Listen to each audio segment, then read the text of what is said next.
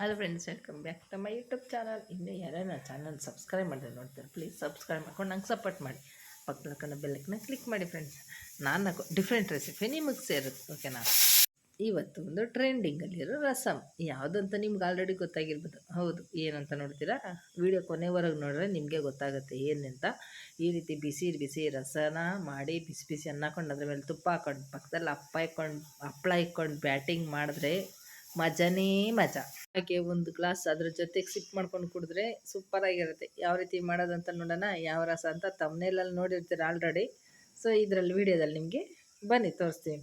First ಕುಕ್ಕರ್ಗೆ ನಿಮ್ಗೆ ಎಷ್ಟು ಬೇಕೋ ಅಷ್ಟು ತೊಗರಿಬೇಳೆ, ಅಂದರೆ ಜಾಸ್ತಿ ಜನ ಇದ್ದರೆ ಜಾಸ್ತಿ ಬೇಳೆ, ಇಲ್ಲಾಂದರೆ ಒಂದು ಚಿಕ್ಕ ಕಪ್ಪಲ್ಲಿ ಹಾಕಿ ಇದರೊಟ್ಟಿಗೆ ನಮ್ಮ ಗಿಡದಿಂದ ಕಿತ್ತಿರೋ ಫ್ರೆಶ್ ನುಗ್ಗೆಕಾಯಿ ಹಾಕಿದ್ದೀನಿ. ನಾನಿಲ್ಲೊಂದು 5 ನುಗ್ಗೆಕಾಯಿ ಕಟ್ ಮಾಡಿ ಹಾಕಿದ್ದೀನಿ.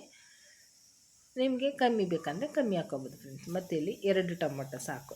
ನಾನು ಸ್ವಲ್ಪ ಜಾಸ್ತಿ ಹುಣ್ಸೆಹಣ್ಣು ಹಾಕೋದ್ರಿಂದ ಟೊಮೊಟೊ ಕಮ್ಮಿ ಹಾಕಿದ್ದೀನಿ. 2 ಟೊಮೊಟೊ, ಇಲ್ಲಿ 2 ಟೊಮೊಟೊ ಹಾಕಿದ್ದೀನಿ. ಮತ್ತು ಇವು ಮುಳುಗಷ್ಟು ನೀರು. ಇದು ಒಂದು 6-7 ವಿಸಿಲ್ಲು, ಏಕೆಂದರೆ ನಮಗೆ ತೊಗರಿಬೇಳೆ ಮತ್ತು ನುಗ್ಗೆಕಾಯಿ ಚೆನ್ನಾಗಿ ಬೇಯಬೇಕು. ಈ ರೀತಿ ಚೆನ್ನಾಗಿ ಬೇಯಿಸ್ಕೋಬೇಕು. ಚೆನ್ನಾಗಿ ಬೇಯಿಸ್ಕೊಂಡಾದ್ಮೇಲೆ ಟೊಮೊಟೊ ಮತ್ತು ನುಗ್ಗೆಕಾಯಿ ಎಲ್ಲ ಸಪ್ರೇಟ್ ಮಾಡಿ ಇಟ್ಕೋಬೇಕು.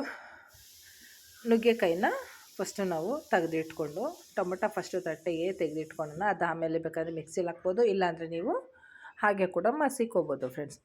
ಮತ್ತು ಈಗ ನುಗ್ಗೆಕಾಯಿನ ನಾವು ತಗೊಂಡು ಈ ರೀತಿ ನೀರಲ್ಲಿ ಹಾಕಿ ಚೆನ್ನಾಗಿ ಕೈಯಲ್ಲಿ ಕಿವುಚಿದ್ರೆ ಅದರೊಳಗಡೆ ಇರೋ ಕಂಡ ಪಫೆ ಏನಿರುತ್ತೆ ಎಲ್ಲ ಬರುತ್ತೆ. ಕ್ಲೀನಾಗಿ ನಮಗೆ ರಸ ಅನ್ನೋದು ಸಿಗುತ್ತೆ. ಈ ರೀತಿ ಮಾಡಿಟ್ಕೊಂಡು ಆ ರಸನ ಒಂದು ಸೈಡಲ್ಲಿ ಇಟ್ಕೋಬೇಕು. ಈಗ ಮಿಕ್ಸಿ ಜಾರಿಗೆ 1 ಸ್ಪೂನ್ ಧನೆ ಬೀಜ ಹಾಕಿದ್ದೀನಿ. ಧನೆ ಬೀಜ ಹಾಕಿದ್ರೆ ರಸ ತುಂಬ ಟೇಸ್ಟ್ ಕೊಡುತ್ತೆ.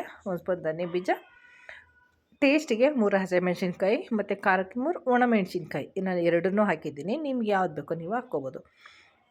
ಇದರೊಟ್ಟಿಗೆ ಸ್ವಲ್ಪ ಕಬೇವು ಸೊಪ್ಪು ಮತ್ತು ಇಲ್ಲಿ 3 ಗೆಡ್ಡೆ ನಾನು ಬೆಳ್ಳುಳ್ಳಿ ಹಾಕಿದ್ದೀನಿ. 1 ಸ್ಪೂನ್ ಮೆಣಸು, 2 ಸ್ಪೂನ್ ಜೀರಿಗೆ ಮತ್ತು ಸ್ವಲ್ಪ ಕಂಡ ಸಮೇತ ನಾವು ಕೊತ್ತಂಬರಿ ಸೊಪ್ಪು ಹಾಕಿದ್ದೀನಿ. ಕಡ್ಡಿ ಸಮೇತ ಹಾಕಿದ್ರೆ ರುಚಿ ಕೊಡುತ್ತೆ. ಇದಿಷ್ಟನ್ನು ಹಾಕಿ ತರ್ತರಿಯಾಗಿ ನಾವೀಗ ಗ್ರೈಂಡ್ ಮಾಡ್ಕೊಳ್ಳೋಣ. ನೀರೇನು ಹಾಕೋದು ಬೇಡ ಫ್ರೆಂಡ್ಸ್, ತರ್ತರಿಯಾಗಿ ಗ್ರೈಂಡ್ ಮಾಡೋಣ. ಇಷ್ಟು ಗ್ರೈಂಡ್ ಮಾಡಾದಮೇಲೆ ನಾವೀಗ ಏನು ಬೇಯಿಸಿಟ್ಟಿರ್ತೀವಲ್ಲ ಟೊಮೊಟೊ, ಸೊ ನೋಡಿ ಇಷ್ಟು ತರಿ ಆದಮೇಲೆ ನಾವು ಬೇಯಿಸಿಟ್ಟಿರೋ ಟೊಮೊಟೊ ಹಾಕಿ ಮತ್ತೆ ಒಂದು ಸತಿ ಗ್ರೈಂಡ್ ಮಾಡಿದ್ರೆ ಫುಲ್ಲು ಚೆನ್ನಾಗಿ ನಮಗೆ ಗ್ರೈಂಡ್ ಆಗಿರುತ್ತೆ. ಮತ್ತು ಗ್ರೈಂಡ್ ಆದಮೇಲೆ ನಾನಿಲ್ಲಿ ಒಂದು ಮಡಿಕೆ ತಗೊಂಡಿದ್ದೀನಿ. ಮಡಿಕೆನಲ್ಲಿ ಮಾಡ್ತೀನಿ ಫ್ರೆಂಡ್ಸ್ ರಸನ, ತುಂಬ ಚೆನ್ನಾಗಿರುತ್ತೆ. ಮಡಿಕೆ ಬಿಸಿ ಆದಮೇಲೆ ಎಣ್ಣೆ ಹಾಕಿ ಅದಕ್ಕೆ ಸಾಸಿವೆ, ಕರಿಬೇವಿನ ಸೊಪ್ಪು ಮತ್ತು ಒಣಗಿದ ಮೆಣಸಿನ್ಕಾಯಿ ಹಾಕಿ, ನೀವು ಇದಕ್ಕೆ ಬೇಕಂದರೆ ಬೆಳ್ಳುಳ್ಳಿ ಕೂಡ ಜಜ್ಜಿ ಹಾಕೋಬೋದು. ನಾನಿಲ್ಲಿ ಸಣ್ಣ ಈರುಳ್ಳಿ ಬೆಳೆಸಿದ್ದೀನಿ. ಸಾಂಬಾರು ಈರುಳ್ಳಿ ಬೆಳೆಸಿದ್ರೆ ರಸ ತುಂಬ ಟೇಸ್ಟಾಗಿರುತ್ತೆ. ಚೆನ್ನಾಗಿ ಅದು ಒಗ್ಗರಣೆ ಆದಮೇಲೆ ಸ್ವಲ್ಪ ಹಿಂಗು ಹಾಕಿದ್ರೆ ಇನ್ನೂ ಸಾರು ನಾವು ತಿಂದಿರೋದು ಡೈಜೆಷನ್ ಆಗುತ್ತೆ.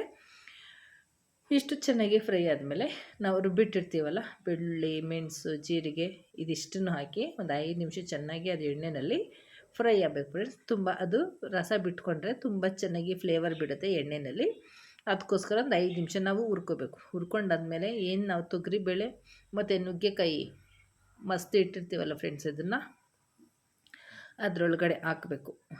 ನಾವು ಮಡಿಕೆ ಎಣ್ಣೆ ಒಗ್ಗರಣೆ ಹಾಕಿದ್ದೀವಲ್ಲ ಅದರೊಳಗಡೆ ಹಾಕಿ ಎಷ್ಟು ಬೇಕೋ ಅಷ್ಟು ನಾವು ಹುಯ್ಕೋಬೇಕಾಗತ್ತೆ ರಸ ನೀರನ್ನ. ಮತ್ತು ನಾವಿಲ್ಲಿ ಕಿವುಚ್ಕೊಂಡಿರ್ತೀವಲ್ಲ ಹುಣ್ಸೆಹಣ್ಣು, ನಾನಿಲ್ಲಿ ಒಂದು 3 ನಿಂಬೆಹಣ್ಣು ಗಾತ್ರದಷ್ಟು ಹುಣ್ಸೆಹಣ್ಣು ಹಾಕಿದ್ದೀನಿ. ಜಾಸ್ತಿನೇ ಹಾಕಿದ್ದೀನಿ. ನೆನೆ ಹಾಕಿ ಕಿವುಚಿಟ್ಕೊಂಡು ನಮಗೆ ಹುಳಿ ನಿಮಗೆ ಜಾಸ್ತಿ ಬೇಕಂದರೆ ನೀವು ಹಾಕ್ಕೋಬೋದು, ನಮಗೆ ಕಮ್ಮಿ ಬೇಕಂದರೆ ನೀವು ಹಾಕ್ಕೋಬೋದು. ಈಗ ತಕ್ಕಷ್ಟು ನೀರು ಹಾಕ್ಕೊಂಡು, ನಿಮಗೆ ಎಷ್ಟು ಬೇಕೋ ಅಷ್ಟು ತಕ್ಕಷ್ಟು ನೀರು ಹಾಕ್ಕೊಂಡು ರುಚಿಗೆ ಉಪ್ಪು ಹಾಕಿ ಮೇಲೆ ಅರಿಶಿನ ಹಾಕಿ 5 ನಿಮಿಷ ಕುದಿಯಕ್ಕೆ ಬಿಡಬೇಕು. ಅಂದರೆ ಅದು ನೀವು ಕುದಿಸೋವಾಗ ಅದು ಜಾಸ್ತಿ ಜೋರಾಗಿ ಕುದಿಬಾರ್ದು. ಒಂದು ಕುದಿ ಅದು ಬಬಲ್ಸ್ ಬರ್ತಲ್ಲ, ಆವಾಗ ನೀವು ಆಫ್ ಮಾಡಿಬಿಡ್ಬೇಕು. ರುಚಿಗೆ ತಕ್ಕಷ್ಟು ಕೊತ್ತಂಬರಿ ಸೊಪ್ಪು ಹಾಕಬೇಕು.